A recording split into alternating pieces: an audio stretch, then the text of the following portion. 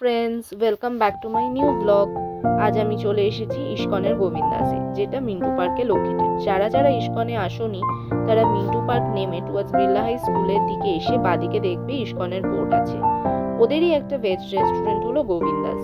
তো চলো গোবিন্দাসটা ঘুরে দেখানো যাক। আমি এখানে প্রথমবার গোবিন্দাসে মিষ্টি ট্রাই করতে এলাম। তোমরা যারা যারা এখানে আগে খাবার দাবার খেয়েছো বা মিষ্টি ট্রাই করেছো আমাকে কমেন্টে কিন্তু জানিও। তো শুনেছি এটা পিওর ভেজ রেস্টুরেন্ট। তো আমি চলো আর কথা না বাড়িয়ে আমি মিষ্টিগুলো তোমাদের কি কি আছে এখানে ঘুরে দেখাই। এখানে কেক থেকে শুরু করে প্যাটিস, তারপর মুগের নাড়ু, বিভিন্ন রকমের মিষ্টি ছিল, রসমালাই থেকে শুরু করে চকলেট সন্দেশ, বেক রসগোল্লা, প্যাঁড়া।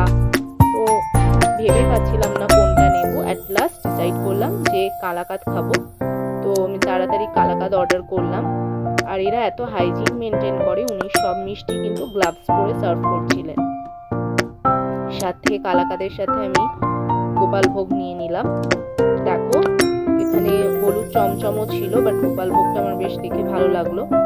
তো গোপাল ভোগ সাথে আমি চন্দ্রকলা নিয়ে নিয়েছিলাম।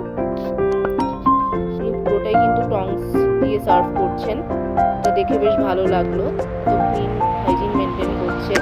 এখনো কলকাতায় অনেক মিষ্টির দোকান আছে যারা আজকে মিষ্টি সার্ভ করে। তাদেরকে বলবো আপনারাও গ্লাভস পরে বা টংস দিয়ে মিষ্টি সার্ভ করুন। আর আমি জিজ্ঞেস করলাম যে কেকগুলো পিওর এগলেস কেক।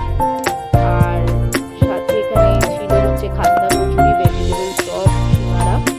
সাথে পাশে দেখলাম মাইক্রো ওভেনও রয়েছে, তো ওরা গরম করে সার্ভ করছিল।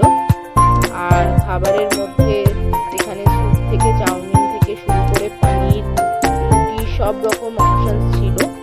তো চলো আমি আজকে মিষ্টি তিনটে নিয়ে খেয়ে দেখি কেমন লাগে। ঘিয়ের ভালো গন্ধ ছাড়ছিল, কালাকাঁদটা সত্যি খুব সুন্দর ছিল। তো আমি মিষ্টি খেয়ে আজকে ব্লগটা এখানেই শেষ করলাম। চলো টাটা।